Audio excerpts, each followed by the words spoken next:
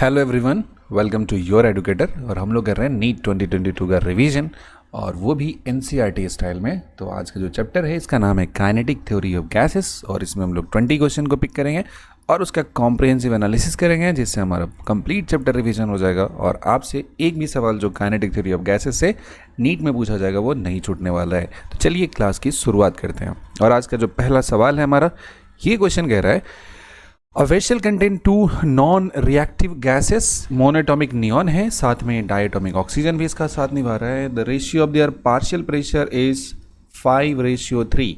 मतलब partial pressure container में जो ए का प्रेशर है और बी का प्रेशर है, इसका रेशियो दिया है 5:3 दिया है। Then estimates the number of neon and the oxygen in vessel. इसका कितना हो जाएगा, नंबर ऑफ मोल्स का निकालना है, नंबर ऑफ मोल्स का रेशियो निकालना है। कैसे निकालेंगे, देखिए ये होता है कि पार्शियल प्रेशर किसी का लिखते हैं ना, तो ये जो मैक्सिमम प्रेशर होगा इसका कितना फ्रैक्शन हुआ, इसे मोल फ्रैक्शन कहते हैं। और बी की बात करेंगे तो P not into mole fraction of B हो जाएगा। और मोल फ्रैक्शन क्या होता है कि नंबर ऑफ मोल्स ए हो जाता है divided by number of moles A plus B, total number of moles in the solvent gas solution, जहाँ भी लिखते हैं टोटल नंबर ऑफ मोल्स इसका वैल्यू लिख देते हैं। एक्स बी का वैल्यू लिखना है तो number of moles B by number of moles A plus number of moles B लिखना है। तो पार्शियल प्रेशर ए का वैल्यू है, इसे लिखेंगे P not into X A लिखेंगे divided by P not into X B लिखेंगे। और ये वैल्यू कितना हो जाएगा, तो ये वैल्यू हो जाएगा 5/3। P not will get cancel out. तो वैल्यू कितना आ गया, X A by X B का वैल्यू आ गया, कितना आ गया 5/3 आ चुका है मेरा। अब X A by X B का अगर हम रेशियो यहाँ से देखें तो पता चलेगा कि N A plus N B और N A plus N B दोनों में कैंसिल हो जाएगा। So the ratio is X A by X B is equals to number of moles A by number of moles B. ऐसा ratio हो जाता है, X A by X B equals to N A by N B हो जाता है। तो हमने X A by X B जो कैलकुलेट किया, क्या यही हमें नंबर ऑफ मोल्स का रेशियो भी दे देगा। N A by N B हमसे पूछा गया था और उसका वैल्यू भी वही हो जाएगा जो मोल फ्रैक्शन का रेशियो हो जाएगा, दैट इज 5:3। ऑप्शन नंबर 1 हो जाएगा। तो ये मेरा आंसर हो गया इस क्वेश्चन का। अगले सवाल की तरफ चलते हैं। ये क्वेश्चन है कि in case of two ideal gases under ideal condition of the same temperature and pressure and the volume, the ratio of mean free path of molecules having diameter in the ratio, मतलब पहले का diameter अगर d1 का बात करते हैं, दूसरे का d2 है, तो डायमीटर 1 एंगस्ट्रम एंड 2 एंगस्ट्रम दिया है, ये मेरा रेशियो हो गया। And the formula for the mean free path he is lambda से अगर इसे डिनोट किया जाए तो 1/√2 हो जाता है, और पाई होता है n होता है d²। पाई तो कांस्टेंट, √2 कांस्टेंट है, और बाकी सारा कंडीशन है। तो number of moles per unit volume है, इसका वैल्यू भी कांस्टेंट ही लेते हैं। तो लेमडा का जो रेशियो हो जाएगा लेमडा 1 डिवाइडेड बाई लेमडा 2, तो ये रेशियो हो जाएगा डायमीटर 2 का स्क्वायर हो जाएगा डिवाइडेड बाई डायमीटर 1 का स्क्वायर हो जाएगा, and this is equals to d2 divided by d1 whole square. अब ये जो d2/d1 है, हमें पता है d1/d2, तो ये हो जाएगा रेशियो उल्टा कर देंगे, 2:1 हो जाएगा, इसका स्क्वायर और 2 का स्क्वायर 4, और ये तो 1 ही हो जाएगा। तो रेशियो सॉल्व करने के बाद कितना आ जाएगा, तो ये रेशियो आएगा 4:1। So option 2 is the correct answer for this question. Third question की तरफ चलते हैं, और ये सवाल है कि एन इन्फ्लेटेड, ऐसा हवा भर दिया गया बलून में। ये एक बलून दिया हुआ है और इसमें पूरा एकदम एयर भर दिया गया, धागा से बांध भी दिया यहाँ पे। अब बोला है कि कंटेन्स 1 मोल, मतलब नंबर ऑफ मोल्स हो गया 1 आइडियल गैस, प्रेशर P दिया है, वॉल्यूम V दिया है, एंड टेम्परेचर T दिया है। बहुत अच्छी बात है। बोला कि टेम्परेचर का जो वैल्यू है इस कंटेनर में जो भी गैस में रखा हुआ है, इसको चेंज कर दिया जा रहा है, और इस तरीके से बदला जा रहा है कि अब जो इसका टेम्परेचर है वो 1.1 T हो जा रहा है, और वॉल्यूम का वैल्यू 1.05 ही हो जा रहा है। तो प्रेशर का वैल्यू क्या हो जाएगा, ये हमें पता करना है। हम जानते हैं इक्वेशन ऑफ स्टेट जो PV इक्वल्स टू nRT है, उस इक्वेशन से ऐसे भी लिखा जा सकता है कि P1V1/T1 is equals to P2V2/T2, because number of moles को छोड़ दीजिए तो बाकी सब बदल रहा है। तो P1 की अगर हम बात करते हैं तो ये दिया है मेरा P, वॉल्यूम V दिया है और टेम्परेचर T दिया है। वहीं पे P2 हमें फाइंड करना है, और वॉल्यूम का वैल्यू 1.05 V दिया है, एंड टेम्परेचर T2 1.1 T दिया हुआ है। तो T से T कैंसिल करेंगे, V से V कैंसिल कर देंगे। तो from here we get the value of pressure P2 is equals to 1.1 P divided by 1.05। इसे जब हम सिंप्लीफाई करते हैं तो ये सॉल्व होकर आ जाता है मेरा कुछ 110 हो जाएगा, ऊपर में p हो जाएगा और ये हो जाएगा 105 हो जाएगा। ये रेशियो देख के हमें वैल्यू जो लग रहा है 110 को 105 से डिवाइड करते हैं तो एक से ज़्यादा आता है, तो ये जो प्रेशर हो जाएगा वो p से कैसा होगा, ग्रेटर हो जाएगा, बिकॉज यहाँ प्रेशर में 1 से मल्टीप्लाई हो रहा है। तो पहली बात कि p इसका नहीं होगा, लेस देन p नहीं होगा। सेकेंड पॉइंट है कि 1.1 p कब होता है, जब 110 बाई नीचे 100 होता है तब तो 1.1 p होता है, तो ये भी नहीं होगा। तो ऑप्शन कौन बच गया, बिटवीन p एंड 1.1 p, ये इसके बीच का जो वैल्यू होगा उसी में कहीं ना कहीं प्रेशर का वैल्यू है हमारा लाई कर रहा है। किस तरीके से एलिमिनेट किया, एग्जैक्ट p नहीं है, लेस देन p का बात ही नहीं है, ऊपर में ज़्यादा 110 नीचे 105 है, और 1.1 तब होता है जब ऊपर में होता है 110 और नीचे में क्या हो जाता है 100, तो डिवाइड कर दे तो 1.1 आता है, जो कि ये भी नहीं दिया है। So option number 4 is the most appropriate answer for this question. अब अगले सवाल की तरफ चलते हैं। नेक्स्ट जो मेरा क्वेश्चन है ये है क्वेश्चन नंबर 4 है, इसे देखते हैं जरा। Which of the following statement is incorrect, कौन सा इसमें गलत है। जब भी ऐसा गलत या सही पे सवाल पूछता है तो इसे सर्कल कर लेना बहुत जरूरी हो जाता है, तभी जाके क्वेश्चन को हम करेक्टली सॉल्व कर पाते हैं। इन case of collision of gas molecule in a given amount of gas in a container, total kinetic energy is conserved. हमें रॉन्ग ढूंढना है, राइट नहीं ढूंढना है। तो बोला ऑब्वियसली काइनेटिक एनर्जी बर्बाद नहीं होता बिकॉज कोलिजन इलास्टिक दिया हुआ है। All collision of gas molecule is elastic in nature है, डेफिनेटली ये तो केटीजी का थ्योरी कहता है कि जितने कोलिजन कंसीडर करते हैं सारे के सारे इलास्टिक होते हैं।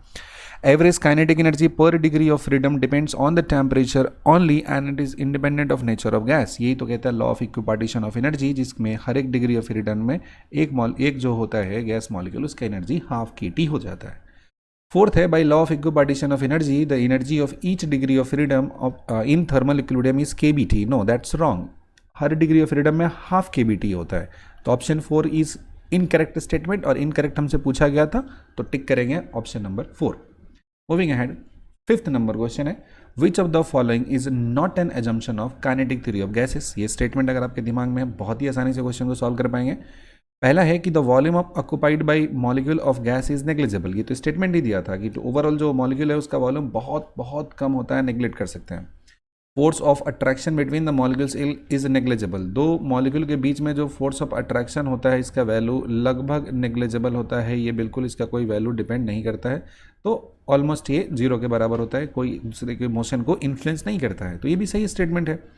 All molecule have the same speed at a temperature. अब ये बोला कि जो स्पीड का वैल्यू सबका सेम हो जरूरी नहीं है, बिकॉज एक थ्योरी होता है जिसके हिसाब से मॉलिक्यूल का जो स्पीड होता है वो 0 से लेकर इन्फिनिटी के बीच में कुछ भी हो सकता है। कोई मॉलिक्यूल मोमेंटरी रेस्ट में हो, कोई किसी का बहुत ज़्यादा हो, और इसमें टू हाई और टू लो का वैल्यू बहुत कम होता है। और most of the gaseous molecule का जो स्पीड होता है वो मॉडरेट रेंज में होता है, जिसके लिए हम लोग अलग अलग स्पीड डिफाइन करते हैं, be it RMS speed, average speed और मोस्ट प्रोबेबल स्पीड। तो ये कहना गलत हो जाएगा कि सारे के सारे मॉलिक्यूल का स्पीड कैसा है, सेम दिया हुआ है। Collision of molecule among themselves is elastic, ये इलास्टिक होता है, ये भी सही स्टेटमेंट है। हमसे इनकरेक्ट पूछा गया था, एजम्पशन नहीं है। Which of the following is not the assumption, so option number 3 will be the answer, because ये कोई एजम्पशन नहीं है हमारे KTG का। अगला सवाल है 6 number, the temperature of the gas is increased from 120 Kelvin to 480 Kelvin. At 120 Kelvin the RMS speed of the gas is VRMS, then at 480 Kelvin is what? देखो RMS स्पीड होता है ना किसी भी गैस का, अगर आप कैलकुलेट करते हो तो ये रूट अंडर टेम्परेचर T का प्रोपोर्शनल होता है। तो सेकेंड केस का जो स्पीड बाई फर्स्ट केस का स्पीड हो जाएगा वो दरअसल में √T2 बाई √T1 के बराबर हो जाएगा। √T2 का मतलब 480 हो जाता है, और √T1 का बात करेंगे तो कितना हो जाता है 120 होता है। 120 से 480 तो 4 टाइम्स होगा, 4 का कितना हो जाएगा 2 हो जाएगा। So V2 is equals to 2V1 which means 2 × 2, और V1 का वैल्यू कितना दिया है, तो V1 का वैल्यू RMS दिया है पहला, तो हो जाएगा ट्वाइस ऑफ RMS, VRMS हो जाएगा। सेकेंड केस में जो इसका स्पीड हो जाएगा RMS, वो फर्स्ट केस के RMS स्पीड का 2 टाइम्स हो जाएगा। डायरेक्टली फॉर्मूला बेस्ड था, फंडामेंटल कॉन्सेप्ट का यूज़ करके क्वेश्चन को बनाया गया। अगले सवाल की तरफ बढ़ते हैं। ये बोला है कि 3 moles of oxygen are mixed with 2 moles of helium. What will be the approx ratio of specific heat at constant pressure and constant volume for the mixture? 3 moles of oxygen मिलाया गया, किसको, ऑक्सीजन को मिलाया गया है with 2 moles of helium। पहली बात की ऑक्सीजन है तो इसका दिया 3 मोल दिया है, और हीलियम का कितना है 2 मोल्स दिया है। ऑक्सीजन डायटोमिक होता है, और डायटोमिक के लिए गामा का बात करते हैं तो ये 7/5 होता है, ये डेटा आपको याद होना चाहिए। और मोनोएटॉमिक हो गया तो इसका जो गामा होता है इसका वैल्यू 5/3 होता है।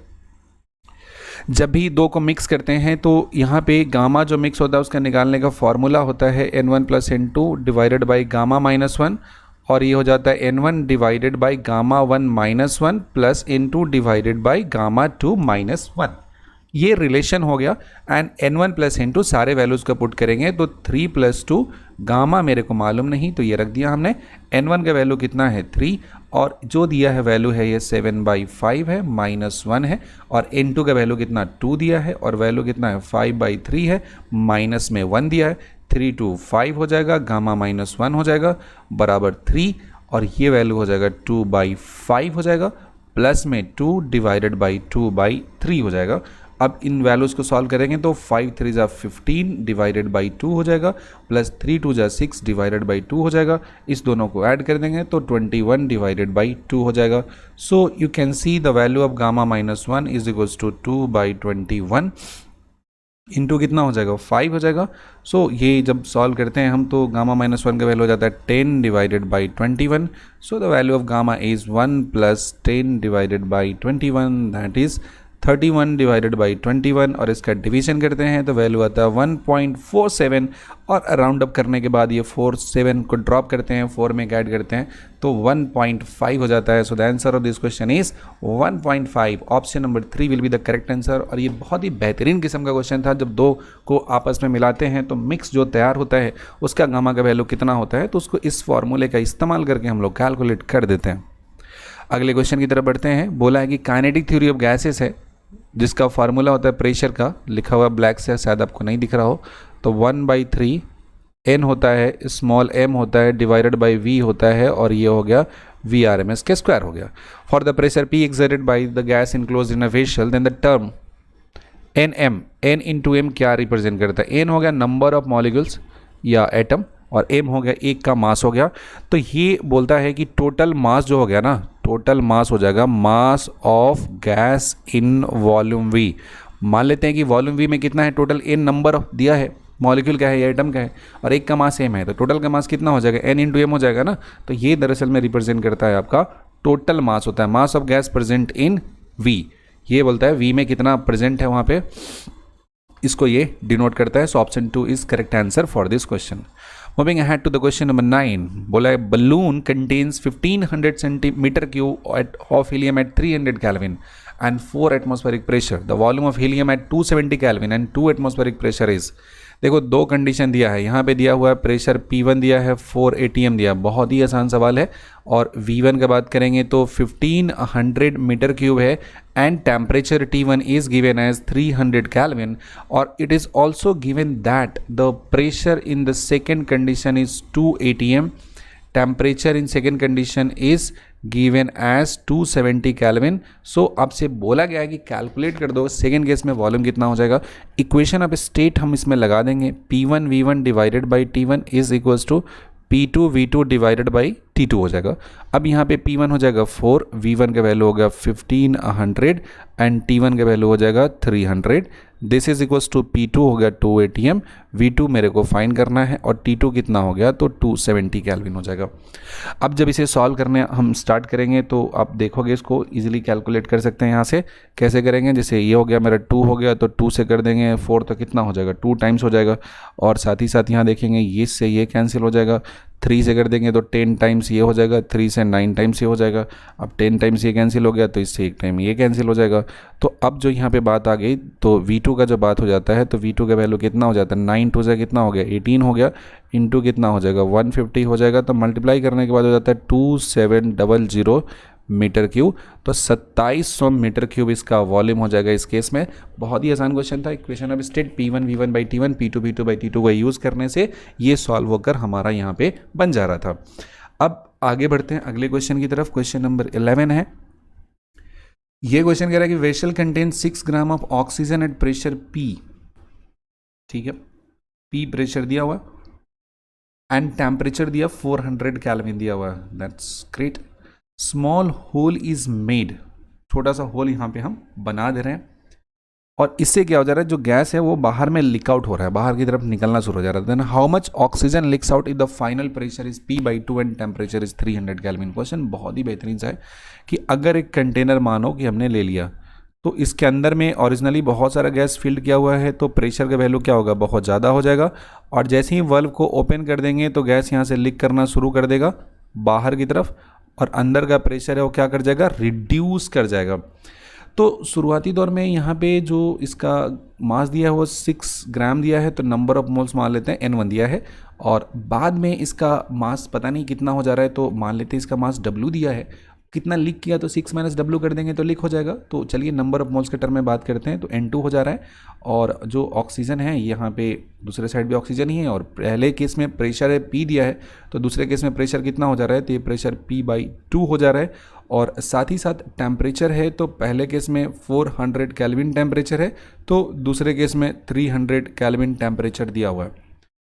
जब इक्वेशन यूज़ करते हैं PV = nRT, तो आप अगर देखोगे सही से इसमें सिर्फ और सिर्फ एक ही टर्म नहीं चेंज कर रहा है। वो कौन नहीं चेंज कर रहा है, वॉल्यूम नहीं चेंज कर रहा है, बाकी प्रेशर चेंज कर रहा है, नंबर ऑफ मोल्स चेंज कर रहा है, एंड टेम्परेचर T चेंज कर रहा है। तो हम लिख सकते हैं प्रेशर P / NT = R/V है। और R/V कैसा हो जा रहा है, मेरा कांस्टेंट हो जा रहा है, क्योंकि कंटेनर का वॉल्यूम नहीं चेंज कर रहा है, और R तो ऐसे भी कांस्टेंट होता है। तो ये जो इक्वेशन है इसको अगर हम सॉल्व करने के लिए लिखें तो ऐसा लिखेंगे P1/N1T1 हो जाएगा, और ये हो जाएगा P2 / N2T2 नहीं हो जाएगा। और प्रेशर P1 तो P दिया हुआ है, नंबर ऑफ मोल्स पहले केस में N ले लो, और टेम्परेचर का वैल्यू है 400 केल्विन। और P2 दूसरे केस का प्रेशर कितना दिया है, तो ये बोला P/2 हो जा रहा है, नंबर ऑफ मोल्स N2 है, और टेम्परेचर सेकेंड केस में है 300 केल्विन है, तो 2 0 से 2 0 ये ख़त्म हो जाएगा, P से P ख़त्म हो जाएगा, एंड 2 से 4 करेंगे तो 2 टाइम्स ये ख़त्म हो जाएगा। तो इस जगह पे देखोगे जो N2 हो जाएगा, इसका वैल्यू कितना हो जाएगा, यहाँ पे बात करेंगे N2 में कितना से मल्टीप्लाई है, 3 से मल्टीप्लाई है, बराबर 2 × N हो जाएगा ना ये। अब चलो इसको सॉल्व कर देते हैं। तो ये हो जाएगा 3 × N2, बाद का नंबर ऑफ मोल्स का 3 टाइम्स बराबर पहले का N times. Number of moles होता है given mass divided by molar mass, और ऑक्सीजन का तो मोलर मास चेंज करेगा नहीं। और ये भी हो जाएगा, कितना होगा, पहले केस में 6 ग्राम दिया हुआ था, पहले केस में 6 ग्राम था, मोलर मास इसका M हो गया, इससे इसको कैंसिल कर दो, 3 से कर दो, कितना हो गया 2 टाइम्स। तो W का वैल्यू 2 × 2 जा कितना हो जाएगा, 4 ग्राम नहीं हो जाएगा। The value of weight in this case is 4 gram.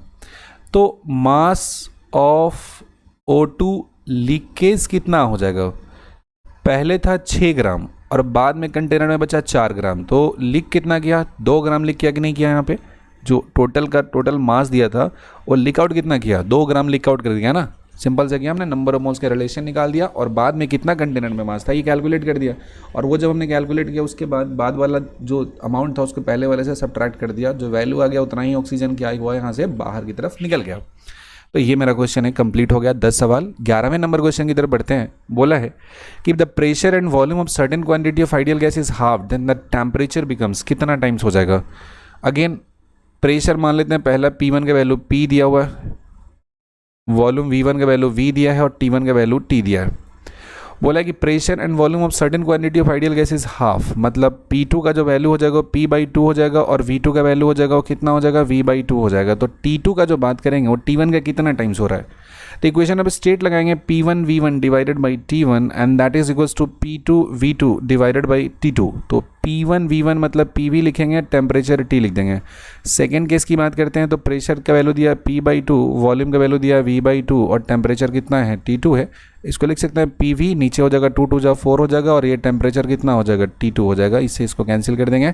So the value of temperature T2 is equals to T/4 हो जाएगा, T2 is equals to T/4 हो जाएगा, मतलब टेम्परेचर बिकम्स 4 फोल्ड लेसर, 4 गुना कम हो जाएगा यहाँ पे प्रेशर का वैल्यू, तो बिकम्स 1/4 टाइम्स, ठीक है, 1/4 हो गया। कितना टाइम हो जाएगा, 1/4 टाइम्स हो जाएगा। इस तरीके से जो आपका प्रेशर है वो घट जाएगा, ठीक है, 4 टाइम्स नहीं होगा, रिमेन सेम नहीं होगा, डबल नहीं होगा, 1/4 हो जाएगा। अगले सवाल की तरफ चलते हैं। बोला कि pressure of a gas at constant volume is proportional to, pressure किसका प्रोपोर्शनल होता है, total energy of the gas, square of average kinetic energy, average potential energy, speed of the gas molecule. नहीं, थोड़ा अलग किस्म का सोचना है। सबसे पहला होता है कि इक्वेशन ये जो PV = nRT होता है, किसी भी कंडीशन किसी भी सिचुएशन में ये लगता रहेगा। अब इस क्वेश्चन में बोला है कि कांस्टेंट वॉल्यूम है, तो V का वैल्यू भी कांस्टेंट कर देंगे, तो P का वैल्यू कितना हो जाएगा, पी का वैल्यू हो जाएगा N R divided by V हो जाएगा इंटू टी ना, ये पूरा कांस्टेंट हो गया, तो value of pressure P is proportional to the T हो जाएगा, pressure P proportional to T हो जाएगा। अब देखो इंटरनल एनर्जी होता है ना गैस मॉलिक्यूल का, ये होता है N F R T divided by 2, number of moles degree of freedom gaseous constant into temperature T. तो अगर बाकी सबको छोड़ दो तो इंटरनल एनर्जी टेम्परेचर का डायरेक्टली प्रोपोर्शनल होता है, टेम्परेचर बढ़ाओगे इंटरनल एनर्जी बढ़ेगा, टेम्परेचर घटाओगे इंटरनल एनर्जी घटेगा, और टेम्परेचर का चेंज जीरो है तो कोई चेंज ही नहीं होगा, तो डायरेक्टली प्रोपोर्शनल है। और प्रेशर प्रोपोर्शनल किसका दिया, टी का, तो कह सकते हैं कि प्रेशर प्रोपोर्शनल हो जाएगा इंटरनल एनर्जी का, इंटरनल एनर्जी बढ़ा कांस्टेंट वॉल्यूम पे तो प्रेशर भी बढ़ेगा ना। तो इसका जो मोस्ट अप्रोप्रिएट आंसर होना चाहिए कि total internal energy of the gas, temperature बढ़ाएंगे इंटरनल एनर्जी बढ़ेगा और टेम्परेचर बढ़ाएंगे प्रेशर बढ़ेगा, तो इनडायरेक्टली हम कह सकते हैं कि if internal energy is increasing then pressure will also increase. तो ये हुआ पॉइंट, ऐसे इसको सॉल्व करेंगे। क्वेश्चन नंबर 12 का आंसर 1 हो जाएगा। नेक्स्ट क्वेश्चन है, if 3 molecules have speed v1 v2 and v3, मतलब पहले वाले का स्पीड जो दिया है कितना दिया है, ये दिया है 2000, दूसरे वाले के स्पीड दिया है 1000 दिया है, और तीसरे वाले के स्पीड दिया है 500 दिया हुआ है, इतना स्पीड दिया है। अगर ऐसा डिस्क्रीट वैल्यू दिया है तो रेशियो पूछा है आरएमएस एंड एवरेज का। देखो एवरेज निकालना है तो सिंपल सा तरीका होता है कि जितना दिया है ना सबको जोड़ के उसके नंबर से डिवाइड कर दो, मतलब ये हो जाएगा 2000 हो जाएगा, प्लस में हो जाएगा 1000 और साथ में हो जाएगा प्लस में 500 डिवाइडेड बाई 3 हो जाएगा, तो 3000 plus 500 which means 3500 divided by कितना हो गया, 3 हो गया। This is the first thing. अब इसके बाद जो नेक्स्ट कैलकुलेशन है हमारा यहाँ पे, वो कैलकुलेशन में होगा कि अब ये जो स्पीड दिया इसका रूट मीन स्क्वायर स्पीड कैसे कैलकुलेट करेंगे।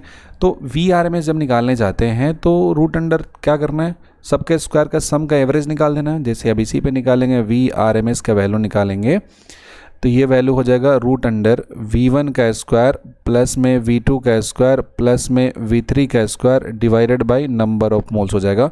तो इसे अगर आप सॉल्व करेंगे तो हो जाएगा रूट अंडर, ये हो जाएगा 2000 है इसका स्क्वायर हो जाएगा, प्लस में हो जाएगा 1000 है इसका स्क्वायर हो जाएगा, और प्लस में हो जाएगा 500 है इसका स्क्वायर कर देंगे, और डिवाइडेड बाय कितना हो जाएगा, 3 हो जाएगा। अब इसे जब स्क्वायर करके सम कर देते हैं कम्प्लीटली, तो ये जब कैलकुलेट करेंगे with the help of calculator obviously, तो ये वैल्यू आता है मेरा सॉल्व होने के बाद कुछ इस तरीके से कि ये हो जाएगा मेरा 1322 हो जाता है। कितना हो जाता है, 1322 मीटर पर सेकेंड आता है। क्वेश्चन के हिसाब से हमें चाहिए रेशियो, किसका किसका चाहिए, हमें रेशियो चाहिए रूट मीन स्क्वायर स्पीड का रेशियो चाहिए और साथ ही साथ एवरेज का स्पीड चाहिए। तो रूट मीन स्क्वायर का 1322 है और आरएमएस का स्पीड है, इसलिए जब डिवाइड करेंगे तो ये वैल्यू कैलकुलेट करने के बाद मेरा आता है 1166.67, इतना मीटर पर सेकेंड आ जाता है। तो 1166.67 है, और ये रेशियो कैलकुलेट करेंगे तो 1.133 के आसपास होता है। रफली इसको 1.4 लिखते हैं बिकॉज ऑप्शन इसी 1.14 लिखते हैं बिकॉज ऑप्शन इसी के आसपास है, बाकी 1.13 के क्लोज में कोई नहीं है, तो आंसर हो जाएगा ऑप्शन नंबर 1 इस क्वेश्चन में। आई नो थोड़ा कैलकुलेशन था, डिफिकल्ट टाइप का था, अगर एग्जाम में ऐसा पूछता है तो कैलकुलेशन थोड़ा कंफर्टेबल देगा, इतना कॉम्प्लिकेटेड कैलकुलेशन आपको नहीं दिया जाएगा। अगले सवाल की तरफ चलते हैं, क्वेश्चन नंबर 14, और ये कहता है कि real gas behaves like an ideal gas. जो रियल गैस होता है इसका एक स्टेट होता है, जब ये आइडियल की तरह बिहेव करता है इसमें दो चीज़ें होनी चाहिए, प्रेशर होना चाहिए लो और टेम्परेचर होना चाहिए हाई। तो जो रियल गैस है वो भी बिहेव करना शुरू कर देगा आइडियल गैस की तरह। तो हो जाएगा pressure is high and temperature low, ना pressure is low and temperature is high. Option number 4 is most appropriate, low pressure and high temperature.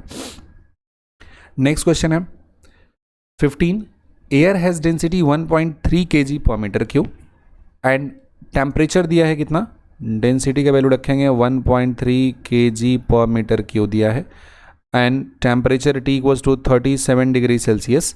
इसको अगर हम कैल्विन में कन्वर्ट कर देते हैं तो कितना हो जाएगा, 310 कैल्विन ना हो जाएगा, मतलब 37 प्लस 273 तो 310, हाँ 310 कैल्विन हो जाएगा यहाँ पे। अब साथ ही साथ यह है कि मोलर मास ऑफ एयर है, ये भी हमको पता है 28.8 दिया हुआ है। What will be the air pressure, देखो we all know that the equation PV equals to कितना होता है, एनआरटी होता है, और जहाँ पे एन होता है number given mass by molar mass होता है आरटी हो जाता है, और ये कितना हो जाता है, पीवी हो जाता है। P इंटू मोलर मास को इधर कर देंगे तो राइट साइड होगा गिवन मास बाई कितना हो जाएगा, वॉल्यूम हो जाएगा, और ये कितना हो जाएगा, RT हो जाएगा। तो P into molar mass, given mass by volume कितना होता है, डेंसिटी होता है, इंटू कितना हो जाता है, RT हो जाता है। हमें प्रेशर P चाहिए तो density into R into T लिखेंगे, डिवाइडेड बाई कितना हो जाएगा, मोलर मास हो जाएगा। अब सारे वैल्यूज़ को पुट कर दीजिए, डेंसिटी 1.3 हो जाएगा, R के वैल्यू पुट कर देंगे तो 8.31 पुट करेंगे यहाँ पे। टेम्परेचर का जब बात करना है तो 310 केल्विन पुट कर देना है। एंड मोलर मास दिया है 28.8 दिया है, और ये वैल्यू ग्राम में होता है तो 10⁻³ से कर देंगे तो kg में हो जाएगा। सॉल्व करने पे आता है 116.282 होता है इंटू 10⁻3। इसको डिवाइड करेंगे तो इसे लिखेंगे तो 1.160, डेसिमल को 2 डिजिट इधर लेफ्ट में शिफ्ट करते हैं और 1.16 हो जाएगा। 3 पे 2 और बढ़ा देंगे तो कितना हो जाएगा, 5 हो जाएगा। इतना न्यूटन पर मीटर स्क्वायर हो जाएगा। And this is the value of pressure. ये हो गया प्रेशर का वैल्यू 1.16 इंटू 10⁵ हो जाएगा। तो सिंपल सा था। इसमें हमारा लिए जो इक्वेशन था जानने के लिए, वो अगर ये इक्वेशन याद है डायरेक्टली तो बाकी कैलकुलेशन का हिस्सा इसमें कुछ भी अलग सा नहीं है। अगर ये कैलकुलेशन पार्ट तो कर लेते हैं तो इसका आंसर आपसे आसानी से आ जाता।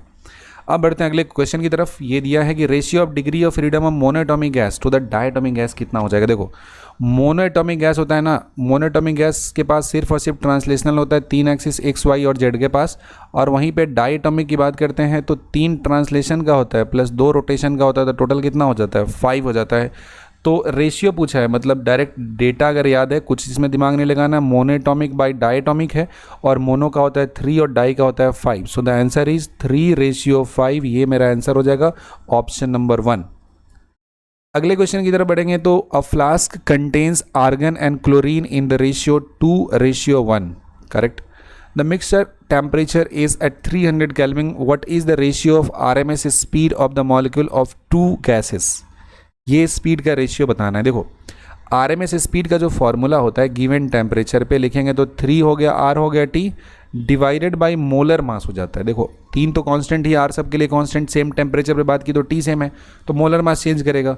तो यहाँ पे अगर हम रेशियो निकालने जाएँ, अगर पहले का स्पीड बाई दूसरे का स्पीड, तो क्या हो जाएगा इस रेशियो में, ये लिखेंगे 3RT हो गया, और मोलर मास पहले केस में कितना हो जाएगा 1, और ये हो जाएगा 3RT हो जाएगा। दूसरे केस का मोलर मास कितना हो जाएगा 2। 3RT और 3RT will get cancel out, तो फाइनली क्या मिलेगा, ये हो जाएगा M2 डिवाइडेड बाई M1। और यहाँ से लिखते हैं M2 का वैल्यू हो जाता है 70.9 हो जाता है, और M1 हो जाता है 39.9 हो जाता है।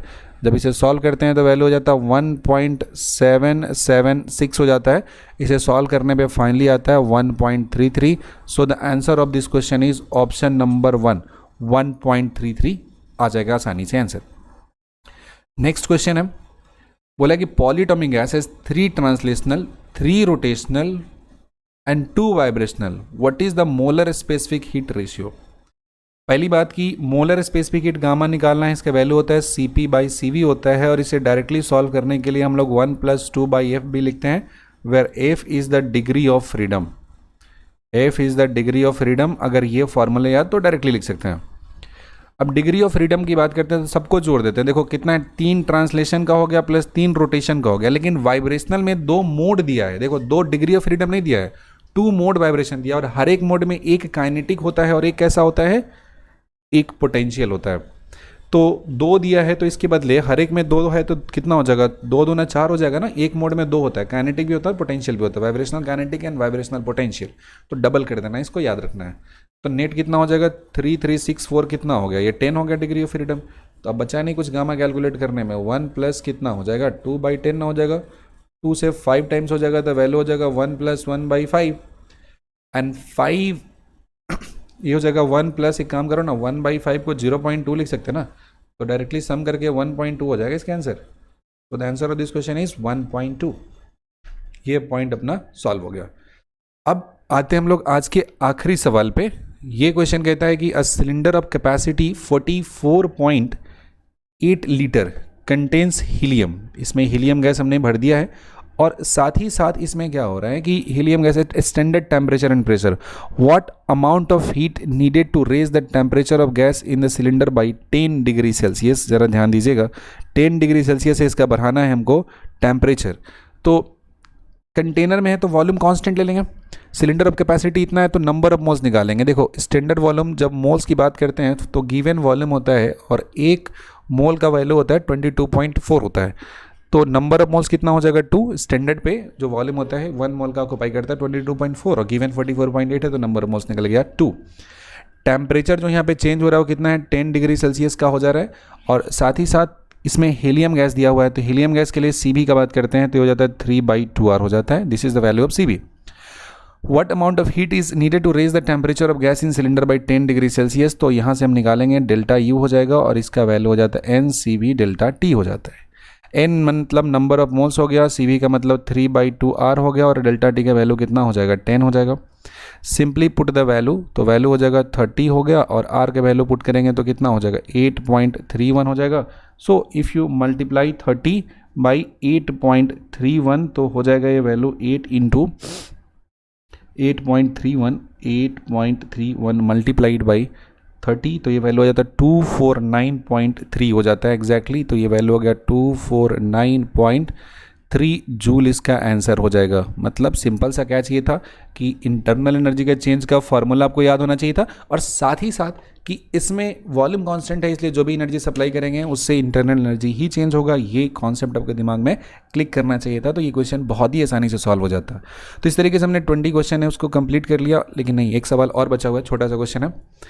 ये है कि rotational kinetic energy of 2 moles of monoatomic gas at 27 degree Celsius is equals to rotational kinetic energy of निकालना है 2 मोल्स ऑफ मोनोटॉमिक गैस। देखो मोनोटॉमिक के पास बात करते हैं तो मोनोटॉमिक गैस में जितना होता है सब ट्रांसलेशनल होता है। मोनोएटॉमिक में जो डिग्री ऑफ फ्रीडम होता है वो 3 होता है और सब के सब कैसे होता है, सब के सब ट्रांसलेशनल होता है।